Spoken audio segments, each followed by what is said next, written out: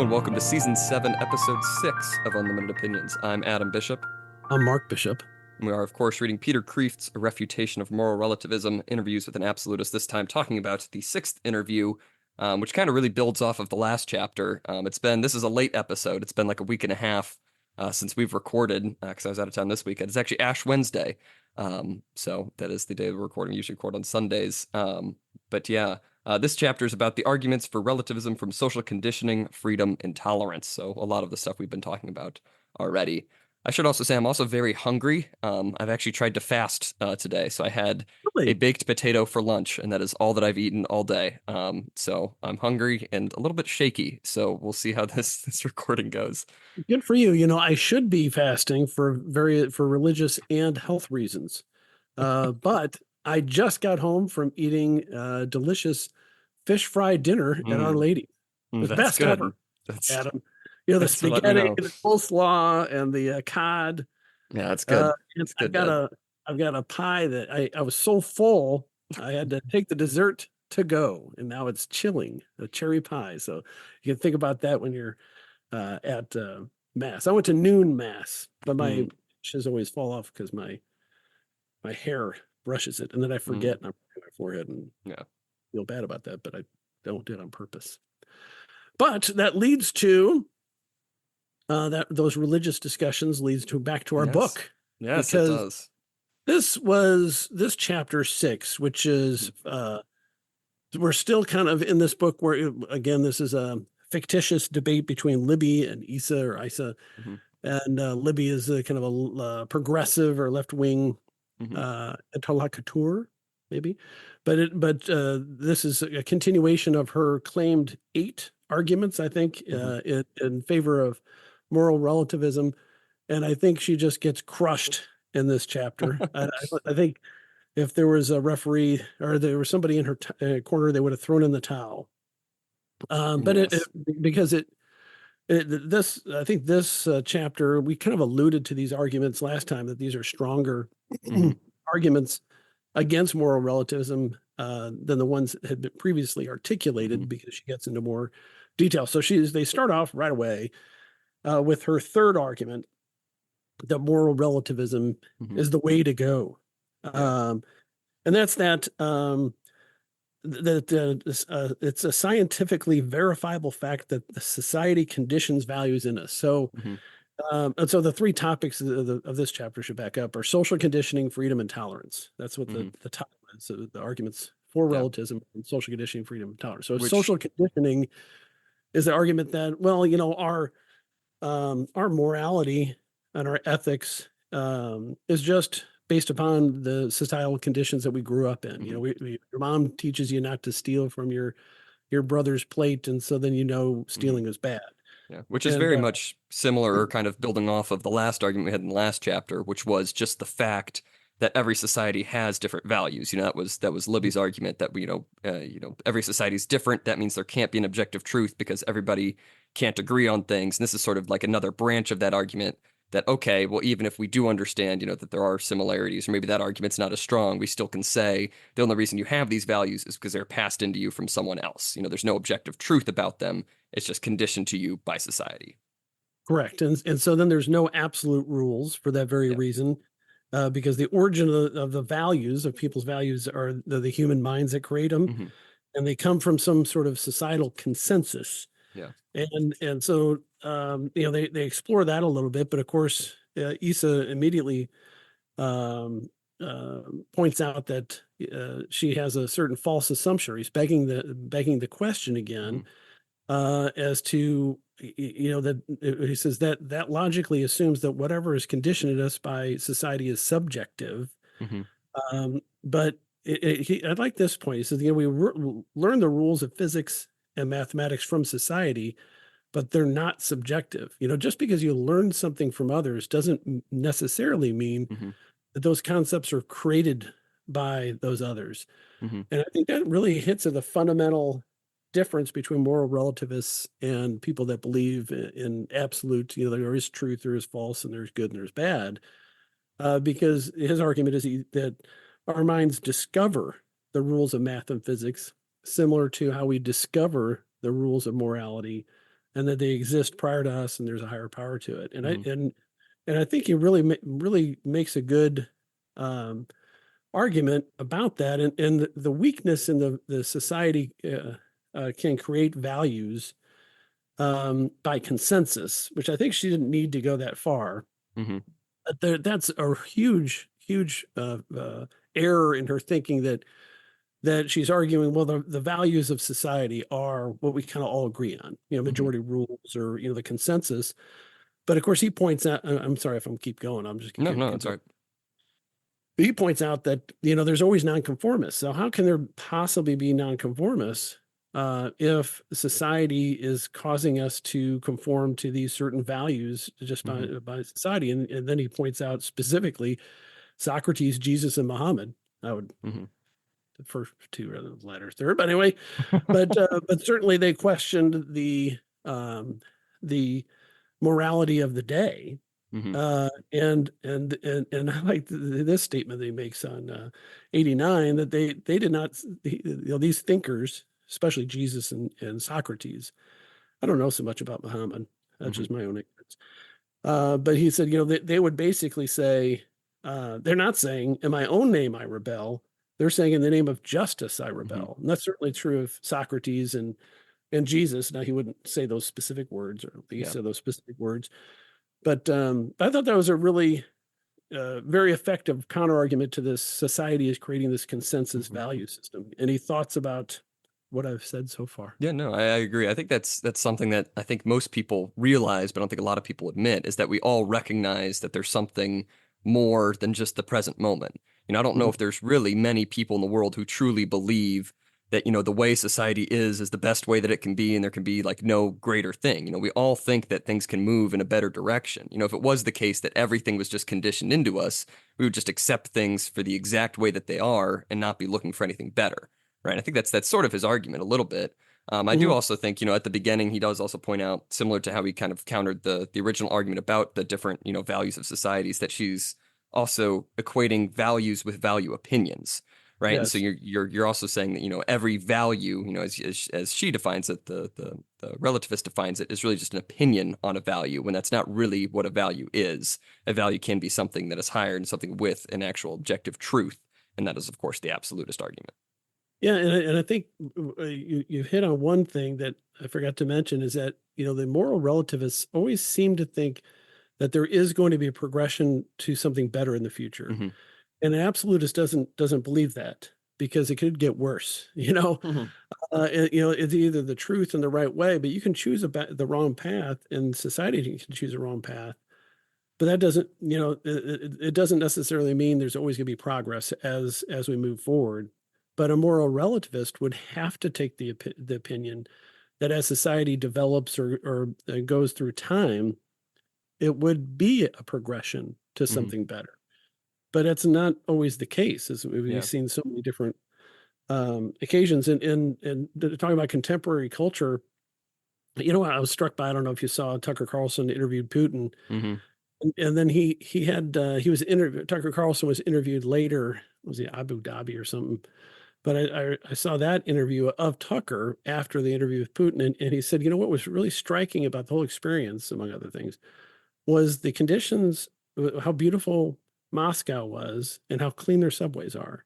And he says, it's just an undisputed fact that there are certain cities like Tokyo and Moscow and some other places that you're going to be safe. Oh, he mentioned Abu Dhabi.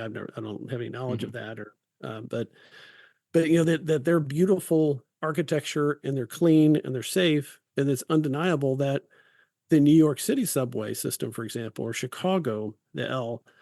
I could probably say Washington D.C., although I was there, it wasn't terrible, Yeah. but over time has gotten worse. Hmm. And so there are things that can get worse, even these things that can get better in a maybe a bad system, and things Hmm. in a good system like a republic that can get worse if we choose to. Yeah. And I thought that was a really interesting point. It kind of leads to this, is like, Hmm. just because you have a society, and you think you're trying to improve everything, the results could turn out the other way, and Yeah. you're not so moral if you're causing more harm than good in your Hmm. activities. Thought Yeah. that was kind No, of absolutely. Yeah, interesting. that is a good point. It's a good point. All right, then on to the fourth argument, Libby, because I don't think she conceded defeat, but she seemed to have the fictitious character seemed to have given up. And she made this freedom argument. Hmm. Relativism gives you freedom, and absolutism takes it away. And this is so common. Hmm. Moral relativists think that they're champions of freedom and of choice and all things good and apple pie and all that stuff. But I really like this exchange. There's a funny little excerpt here on 90. She says, um, yeah, so that's just about the most fundamental right and the most fundamental freedom I can imagine, which is the Hmm. freedom to choose. And he says, yeah, that's what they all say in hell. It's like, just having freedom to choose is Yeah. not the be all end all. Well, it's not just And freedom to choose. She was specifically referencing the Casey decision, oh which the yes, Supreme Court declared that each individual has a quote fundamental right to define the meaning of existence. So it's not yes, just a freedom to choose, one path or the other, but to even define what like reality is. And of course, yes, well, then the response is, well, yeah, that's what all sinners say who don't want to take accountability for their actions. yeah, and that whole abortion, the court system's involvement in abortion was so corrupting, Hmm. of the courts and of society, for that kind of cheap moral relativism and moralizing. Hmm. And then also the decisions during, decisions about the death penalty Yeah. have always been morally bankrupt, because they're trying to do things. They're trying to force their belief into a system that doesn't Hmm. allow it, Yeah. because clearly the death penalty is appropriate under the Constitution. Now, whether we should have it or not, completely different subject. But you can't, as a Supreme Court judge, say, "Well, this is cruel and unusual Hmm. punishment," when hell they're hanging horse thieves on a regular basis. I mean, there's a lot of things that were punishable by death penalty with very little appeals back, way Hmm. back. Anyway, I'll get off that topic. And so Issa does a good job of of really fleshing this out, which is, that you're not really free if you can't create your own values. Is Hmm. what her argument is, Yeah. and freedom presupposes values. So Hmm. what is her statement presupposes that freedom is really valuable or really good. And so Hmm. there's an assumption there. And I really like Hmm. this quote. He says, "But if freedom is really good, it must be freedom from something really bad." So you're assuming a real objective bad as well as a real objective good. So Hmm. then you necessarily become an absolutist. And I think Yeah. that's what moral relativists, um, always end up. They end up Hmm. down that path of absolutism, and he gets to that later about how Hmm. judgmental moral relativists Yeah. are about their non-judgmentalism. Mhm. Yeah, because if you look at it in that way, I mean, the path becomes really clear. Because a lot of the times, where the relativists start out is, I should be free, away from this religion. That's where I've kind of seen a lot of it. Is, I don't need to be bound by the rules of this religion. I can do what makes me happy. I'm free from this. And so then that sort of transfers over. Not in every case, but with a lot of them, then that transfers over. Okay, if freedom from religion is good, then religion then inherently is objectively bad, and they become massive religious people haters, particularly Christians often. And so you end up having a very strict objective worldview where you have a very clear bad and a very clear good Yeah, under that's this weird premise of freedom, where you're not really free unless you're free from religion, the opium of the masses, that those sorts of arguments. yes, and this Issa character elaborates out that on that where he mentions, if you don't appeal to any higher moral value to condemn him, then all you can do is appeal to your feelings or your fists, emotional force or physical force. It's hardly a Hmm. recipe for freedom.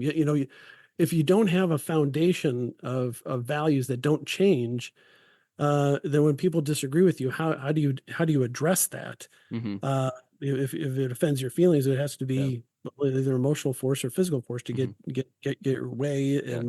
And what's the freedom, Hmm. in society for that type of system? Yeah.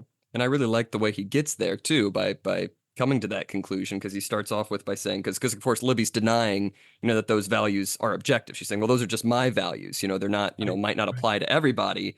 And he's saying, but then your protest against, my unfairness, in your perspective is no better than your protests. And so it's like, neither of us can be right or wrong in your system if these aren't values for everybody. So then the only way, like as you said, the only way for you to ensure that your values are upheld is by force, by actual physical force. Yep. Yeah, and he gets a little insulting to this point of view when he's talking about um all you can do is refuse the whole moral order and be wicked. You can't make another moral order under Hmm. her philosophy, and he quotes a Mussolini about the freedom to create your own values. Hmm. And he says, there are some people that did experience a moral obligation to hate. Um, Hmm. and he's pointing out Marquis de Sade and Hitler and Charles Manson. Well, he might have just been crazy. I don't know. And Mussolini with his philosophy about creating your own values, Hmm. and those are rejected supposedly by these moral relativists. But that's what moral relativism ultimately brings you to, Hmm. which is this might makes right because, Hmm. or the even more dangerous when you have democracy where just morals are voted on, then they can shift depending on Hmm. will of the majority of the people. Yeah. And I do like what he says, the point that, you can never creatively make hate good or make love evil. You can never, no matter what you say, we still acknowledge, that these are fundamental values. These are objective truths, and these values, no matter how free you want to be, you cannot change the way like humans even think about things, the way we structure these things. Hate can never become an inherent good. Love can never become an inherent evil. As much as you want to say that you are free to create your own values, it's just not going to happen. And I think I kind of, in a way, disagree with that actually, Really. because I think you can love hate. Mm. Mm. And there's a lot of hatred running around today, and some people choose that path, and so I think and I don't know how many actual Satanists there are, but in practice, like in an organized way.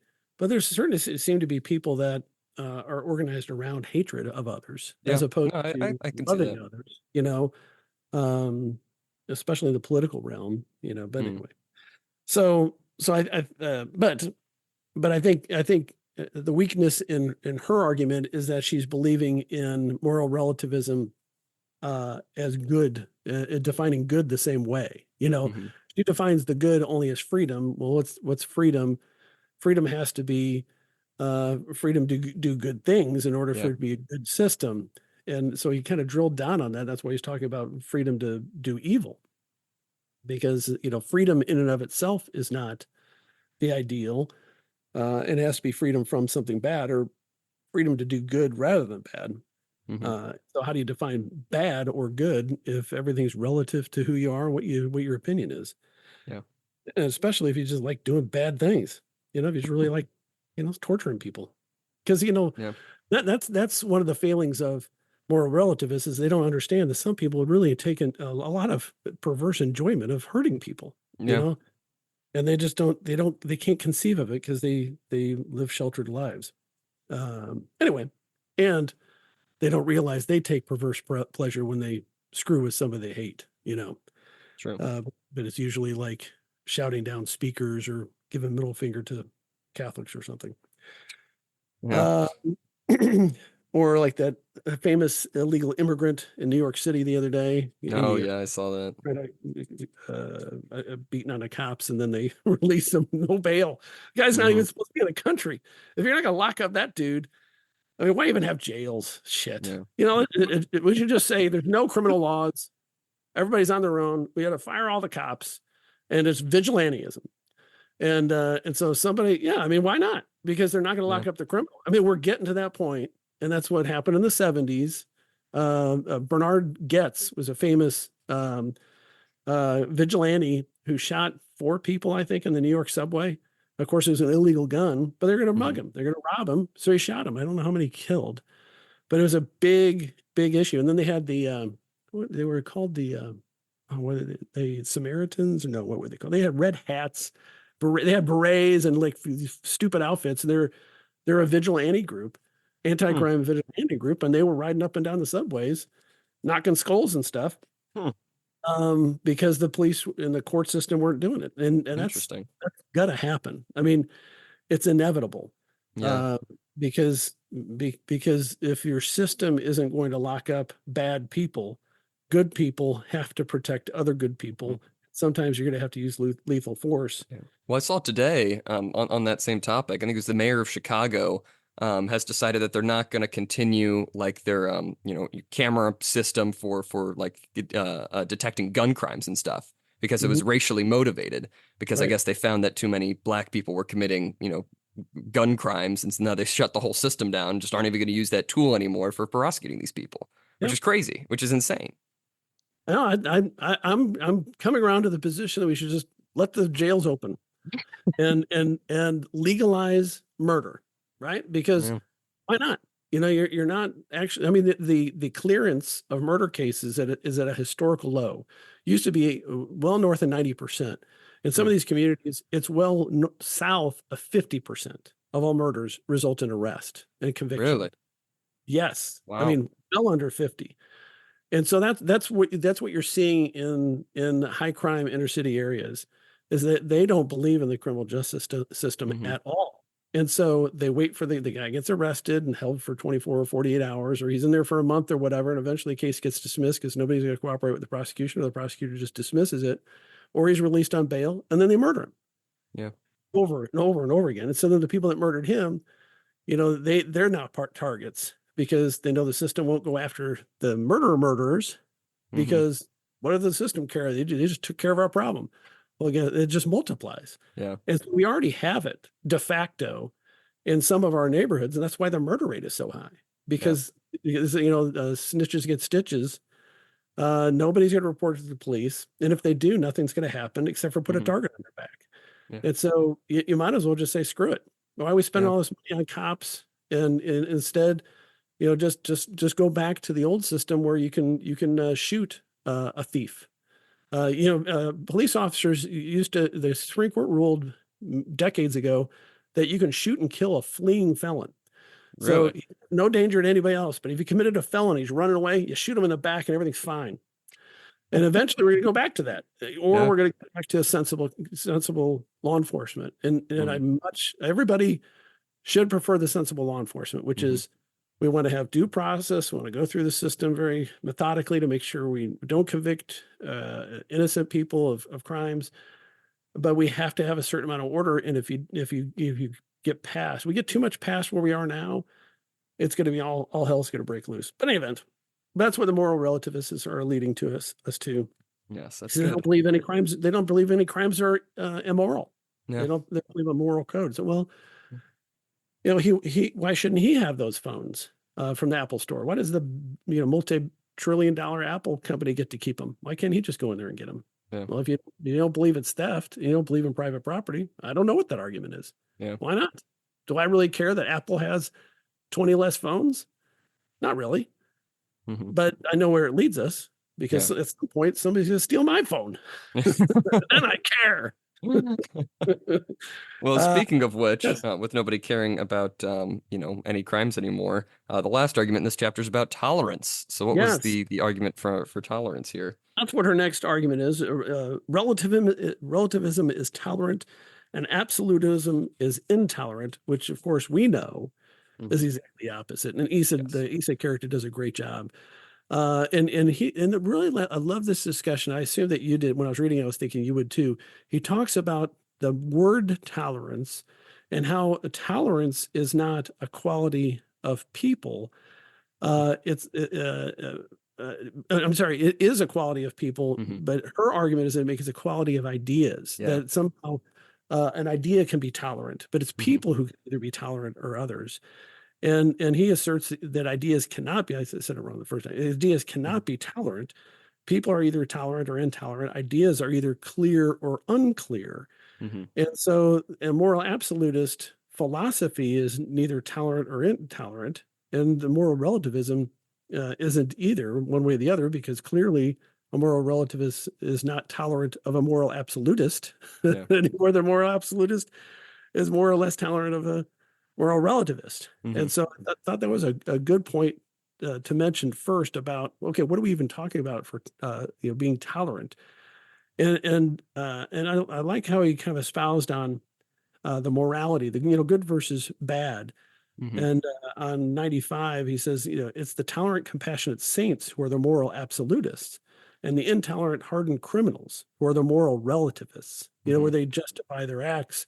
And it seems like the best people in the world are absolutists. They have a firm conviction on what's right Hmm. and wrong, and then they won't be pushed off of Yeah. that. Well, 'cause it's exactly what you're saying. The criminal's always going to say, what's the store's right to own all these phones? What's the corporation's right here?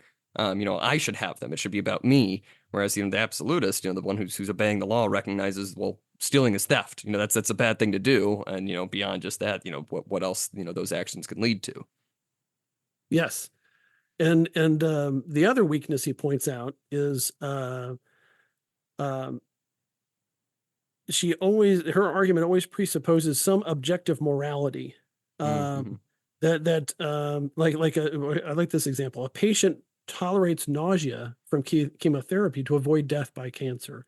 Mm-hmm. A society tolerates smoking or alcohol to preserve freedom or privacy. Mm-hmm. But there's you're tolerating some bad thing in order to get some greater good, but they're not. It's not about tolerance of a moral philosophy that really is a good or bad. I mean, you can tolerate different things. You can even tolerate bad things if Mm-hmm. it's for greater good. And he talks about science not being relativistic. Yeah, which I thought this was great. And I thought that Objective was truth. Yeah, go ahead. Mhm. Yeah, I thought this was kind of, a little bit ahead of its time too. Again, this was published in 1999, where he's saying, science, has made tremendous progress in modern times because of its tolerance of different and quote unquote heretical views. Yes. Science is always based on some sort of, objective truth. And so, science is not relativistic, believes in objective truth, not about subjective truth relative to the scientist. And I think, in the late 90s, I think that was in some ways somewhat true. But I think even then we're starting to see the path toward what we're becoming now, where I think a lot of quote unquote scientists are very relativistic and are very much concerned with whatever the subjective truth is relative to them, especially with all the social programs that we have, social programs as in like areas of study where it's everything is dependent on identity, on ideology and stuff like that, and everything's just an observation based on what you already assume to be true, especially with gender and stuff, and then framing everything around that. And so you're already taking your own truths that you subjectively believe to be true and trying to apply them to stuff where it doesn't really need to be applied. Yes. And it's just been corrupted. It's like Hmm. the scientific community has been so corrupted. And I think really the beginning of that in modern times is it used to be global warming, then it's climate Hmm. change. And all the fake predictions that have been made about how the world's on fire, and how man-made global warming Hmm. is killing the world. And it's just not true. Hmm. Um, and who was it? Was it Putin that said? I think it was Putin in that interview. I thought it was him that said, if the globe warms up, then there'll be more farming in Siberia. Hmm. You know, and that's so true. There'll be more arable land in the north, just Hmm. like the ice age, pushed the great glaciers all the way down, into through Iowa, all the way to Missouri. Yeah. The Ozarks, I think, are Yeah, those are formed by the glaciers. Yeah, it's formed where by like the the glaciers ended. Yeah. correct. And so what would happen to all those cornfields in Iowa that Hmm. feeds all those people if we went to global cooling, which of course people you Hmm. might you might have read about, but back in the 70s and 80s, that was the big fear. The pollution was blocking out the sun, and the globe was cooling. Hmm. It's a big crisis. Oh, we got to do something about this. Global cooling. We're all going Hmm. to freeze to death. More Yeah. people freeze to death than die from heat, by far, Hmm. every year. Yeah. Well, I Because think I've. freeze to death when you're a degree warmer, you sweat. Yes. That's good. Thank you. But I was going to say, I've seen this a lot with the sort of the relativism in science, especially in linguistics, which, I hold is a firm science, no matter what, Sam, my brother believes. But because it is fundamentally based on observation. It's an observation of, what, humans do with language, how languages differ. And throughout, linguistics, all these linguists are like, well, you cannot be a prescriptivist. Don't be a linguistic prescriptivist. And that means telling people essentially what is grammatical or not, right? There's an opinion that everything is just observation. If it's a naturally produced phrase, then it is grammatical within the language as long as no one sees it as ungrammatical, Yeah. essentially. Yes. But now you're sort of getting into this territory of, all of the linguists are 100% on board, so as far as I've found, for at least, prominent linguists and stuff, 100% on board with all sorts of the identity politics stuff, where it's, whatever you identify as, that is whatever you are, and you are not allowed to call them by anything else. And so they're being the most prescriptivist people out there by saying you have to respect what another person thinks is correct about themselves, despite what your opinions are. They are Mm. inherently prescribing language. And that's what all of these linguistic studies are about. The shift from actual linguistic description to just like sociolinguistics, where it's just like, what are the social implications of saying this is incredible. Like that's what Yeah. so many programs have become, where it's just we need to find out, how identity plays into this, how race plays into this, how gender plays into this, and that's what all of the linguists care about. And it's just so absurd. It's like there's still so much that you can do with actual theoretical linguistics, where you're actually describing language and figuring out how the human mind processes language, and that's still happening to be sure. But I feel like all of the actual discussion is now centered around something very different. Well, it's cheap. It's Yeah. easy to do. And you get to act like you're better than other people, Mm-hmm. and everybody's trying to one up each other, and they're Mm-hmm. stupid people. They're just Yeah. fundamentally ignorant, stupid people. I mean, and by stupid, I mean they're not geniuses. They're the opposite of genius, and you're not supposed to use the word that Mm-hmm. starts with R. But somehow they've gotten through the field and they got a PhD, but they are so stupid. Yeah. They don't know how stupid they are. Mm-hmm. I'd much rather interact with somebody who's slow-witted, but Mm-hmm. knows that they're slow-witted, Yeah. um, because they will be smarter than somebody who is slow-witted and thinks Mm-hmm. they're smart. Yeah. Well, we're reading For a Plato's while. Apology in Greek right now. That's Socrates' whole message. He went to all the people who claimed to be smart and found out that they really weren't. But Yes. about like the stupidity thing, that reminds me, I don't know if it was you I was talking to, but after Claudine Gay was fired, the president of Harvard, amongst all the plagiarism stuff, I think I made this comment to you, maybe it was someone else, where I was like, but she had a degree, like her PhD was in I think it was related to either race or gender studies, one of the two. Yes. I think it was race. But it's like that, my comment was, how do you plagiarize that? That whole field is very much just like whatever I believe. You could just say anything and they'll take it. It's Yes. because it's so subjective. It's so based on opinion. It's like, well, my subjective experience, as a black woman or whatever, and this is what this is all about. It's like, what are you plagiarizing to use in your dissertation? You can just say anything. And like as far as I found, it's just why? Why is this? Why were you plagiarizing? What were you plagiarizing from?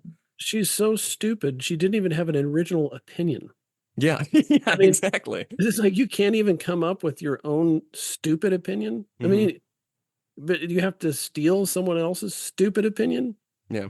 It is amazing. So I think, and going back to my other argument about the climate change, I think that really has corrupted Hmm. academia, and this and people saw how much money you can make off of it in the grant funding, and there's too much government funding, Hmm. direct government funding, and then the pharmaceutical industry Yeah. doing all their grants. I don't know what Hmm. the solution is to that, other than Hmm. make them all teach something Yeah. effectively, or have them fired. I think in the near future we're going to get rid of tenure, Hmm. Yeah. and professors. Oh, no academic freedom. There's no academic freedom. Hmm. There's zero academic freedom in academia. It's all left-wing ideologues. So what are we protecting? It's just a Democrat left-wing job fair, and make work jobs for Democrats and leftists. So why don't Republicans just say "F you"? We're slashing the budgets 50%. Figure out who to fire, because Yeah. you're all Democrat voters. Why would Republicans keep funding them? For Yeah. crying out loud. Anyway, Yeah. that's a little too political. Let's go back to where we were. Yes. Um, So I think the most brilliant thing that the character Libby says in this book is because tolerance stinks. Um, and he says, why don't you see, don't tolerate intolerance because Mm-hmm. intolerance stinks. And that's really what her argument really is. Mm-hmm. And he says, the very notion of moral progress presupposes moral absolutism, which we kind of talked about a little bit Mm-hmm. earlier, that the only way you can progress morally is if there's some ideal that you're progressing towards. Mm-hmm. You have to have the ideal, the platonic ideal, so to Mm-hmm. speak, of a good moral person. And if you have a moral relativist philosophy, progress doesn't just mean change; it means change for the better. Yeah. Because a lot of people think, well, progress, like I was saying earlier, progress is just different. It's now Mm-hmm. different and it's better because it's different. Well, that's not the case. You have to have some basis, and there has to be some Mm-hmm. absolute belief system, moral values that are absolute, and usually it's relativism that fosters intolerance Mm-hmm. rather than moral absolutism, because moral absolutists know generally. I mean, if you look at all the religious philosophers and thinkers, they all say generally that we're sinners and we need Mm-hmm. to improve ourselves. And Yeah. so there's a certain amount of humility with that. And then you're more tolerant of other people who are Mm-hmm. sinners because you're one of them. But Yeah. if you think that there's a moral relativism and you're essentially God and your views are absolutely right because you're a moral relativist, Mm-hmm. and theirs are wrong because they're Catholic, and then you can justify all sorts of bad things against those people Mm-hmm. in your moral relativist belief system that you Yeah. couldn't if you're a moral Mm-hmm. absolutist, because it'd be Yeah. wrong to kill them. And I do like what he says, kind of to get there right before, because intolerance stinks, because her whole point, tolerate other cultures, we should tolerate other people. And so then Issa says, then you'd better stop bad mouthing the Spanish Inquisition. And then of Yes, course, well, she backtracks. She said, well, we can't, intolerance stinks. They're a culture based on intolerance, so we can't tolerate them. And so that's like the whole premise of a lot of these, quote unquote relativists is you can tolerate everyone so long as we deem them sufficiently tolerant by an objective standard or really a correct. subjective standard that we have decided. Yeah. And so it's like we're only tolerating a few people. You're not really relativist. And of course, we've talked about that, many, many times throughout this. But I did like the way he framed that there too. Yes. Um, You look distracted. I, What's happening well, behind you? I have a dog and a wife that just came, Oh. but that they quickly went out. Mm, So I really like this quote, which I think sums it up. This particular argument on 99. The same morality that says always hate the sin says always love the sinner. It's you relativists who tolerate exceptions to both. It's you they should fear. mm-hmm, Because the moral absolutists say love the sin, always love the sinner. And mm-hmm, so but the moral relativists make exceptions for what is good, and they mm-hmm, also make exceptions for what you can do to people who mm-hmm. you think are bad, because it's all relative, Yeah. and there's no foundation that it's built on. It's just ever changing societal Mm-hmm, interests, but either by the majority or however you set it up. mm-hmm. Maybe it's just your own personal view. Yeah. Well, what happens when your personal views change? Mm-hmm, Well, it's, the whole system gets mm-hmm. changed. Yeah. And Well, kind of go ahead. going back to what you were saying earlier, the whole love the sinner thing, comes from a lot of absolutists because the absolutists recognize that they themselves are sinners. It's kind Yeah. of, that's, the whole point of the golden rule, do unto others as you would have them do unto you. I love the sinner. I hate the sin. I would want, if I was sinning, if I was doing wrong, if I was doing bad, I would want someone to call me out on it. And that's Yes. something that we've completely lost from the modern hippie Jesus, idea of Christianity, where it's like we don't have this idea of, it is loving to call people out when they're doing wrong. We should do it in a loving way. We shouldn't just go around, beating people up if they're sinning, but we should say, hey, no, that is not the way you should be living your life. That is a loving thing to do. We've warped the idea of doing to others as you would have them do unto yourself to sort of, I think it's, very pleasure based of do whatever makes you happiest. We all Right. want to be happy. We should let everyone be happy in their own way. And that's what people think that Jesus's message was now for some reason. We've completely lost the idea of, calling people out of sin. I think that's, the he gets us ad on the Super Bowl. I've seen mixed opinions on with people Mixed. being like, Who has a mixed opinion on that? What fool? Well, fool doesn't know that it's just Yeah. left wing claptrap. Yeah. I would have liked it. I Hmm. would have liked it if half of them, like, so, they had the priest washing the feet of the, first of all, the washing the feet Hmm. was an act, a symbolic act of washing away sin, Hmm. right? And So he acknowledge that they're washes in his disciples' feet. It's disciples' important. feet. Hmm. He didn't wash the Pharisees' Yeah. feet, For context, the He Gets Us ad, for anyone who didn't see it, was a bunch of scenes of people, traditionally deemed as sinners, people outside of an abortion facility, etc., having their feet washed by Christians. It was the message of the ad, and is He Gets Us. Yeah, so like, as a priest washing what appears to be a stereotypical gay man, Hmm. his feet, abortion protester washing, somebody going in for an abortion, presumably. I mean, Hmm. they kind of, you kind of put your own, it's kind of a Rorschach's test of Hmm. okay, who you assume is who. But I think that's clearly the message. Yeah. I would have been better with it if it would have had a BLM protester washing a cop's feet. Mm. Like, if it would have mixed it up and Hmm. said, but of course that would be a moral relativist take on Christianity, Yeah. but because, we're nobody knows the truth, Hmm. we're all good people and whatever. Hmm. But when that commercial came on, I'm watching it, and on the couch next to me was Eli, Hmm. and Eli, out of my four boys, is the most amused by my comments towards the TV. So we watched the whole thing and watched it in silence. And I turn and look at him. He's already staring at me. He's just waiting. And your mother just looks at me and says, "Don't." And you know what? I didn't say anything. And so I said, I'm fairly certain that Jesus said to the sinners, Hmm. "Go now and sin no more." Hmm. He didn't say, "Hey, do whatever the hell you want and everything's okay." Hmm. Moral relativist. He would forgive sins for people who are repentant Hmm. of those sins, and he'd say, "Sin no more." He didn't go around and say, "Yeah, you can keep sinning." Yeah. He was Because people very forget that so judgmental. often. Hmm. Yeah, That's what they I don't see even so acknowledge often. it. It's real. Hmm.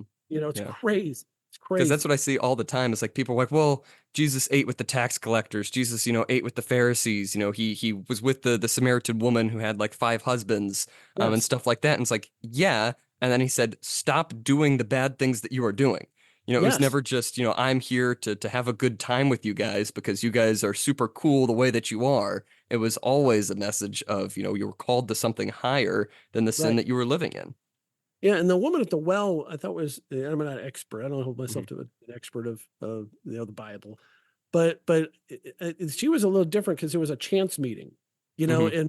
and the other ones, most of them sought him out, so Yeah. they're already seeking out God and seeking out the truth, most of them, and Hmm. so he's eating dinner with a tax collector, but the tax collector is seeking redemption, Hmm. acknowledging their faults, and then that one, of Hmm. course, did the same thing. Hmm.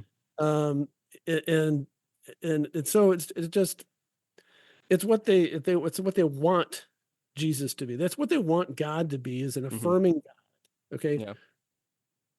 God is not affirming of Hmm. everything we do, and thank God for that, right? Because otherwise we're going to have the chaos I was talking about earlier in the criminal justice system. Yeah. Because at some point, if everybody can do whatever they want to whoever they want, it is a road to hell, Hmm. and chaos, and violence, and people don't realize there were no different than the roving bands of tribes sweeping across Europe, in the Middle Ages, before the downfall of the Roman Empire. They're no Hmm. different than the Roman Empire. I mean, we're the same people, that have historically been very violent against each Yeah. other, groups large and small. Well, it's the And year 2024. That means we're inherently better. Our values are inherently better than anyone else's. it's crazy. It's Hmm. crazy. I just don't. I think because there's so many stupid people. Yeah. Yeah, Yeah. I Probably. really do think phones are making us stupid, Yeah. because I mean it's fallen off. And I think in our republic, I think, I don't know why I'm going to this tangent. I'll say one last thing off topic. Hmm. The direct election of senators has ruined this country. Mm. We have no control. There's no accountability for the Senate. for any senators. Big money is all that matters, and we have no accountability for those people that have gone on Yep. that ramp before. And I think everything started going to crap at that point. Yeah. Now, others would argue it's the allowing women to vote, but I am not of that opinion. It's merely coincidental of that same era. Yes, yes. All right. Well, we should probably wrap things up because I do have to get to Ash Wednesday Mass tonight. Yes.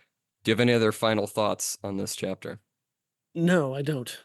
All right. Well, I thought it was good. I thought he made very good Yes. points. Like you said at the very beginning, absolutely destroyed all of her arguments, and Yes. deservedly so, because they were never great arguments to begin with. But no, I think he points out a lot of the flaws in the modern sort of leftist, relativist mindset now. Yeah, it's only gotten worse since you wrote that Yeah, book, as you no, pointed I out. agree. I agree. Crazy. All right. Well, this has All been right. season 7, episode 6 of Unlimited Opinions. You can, of course, follow us on Twitter at ULMTD Opinions. But I have been Adam Bishop. I'm still Mark Bishop.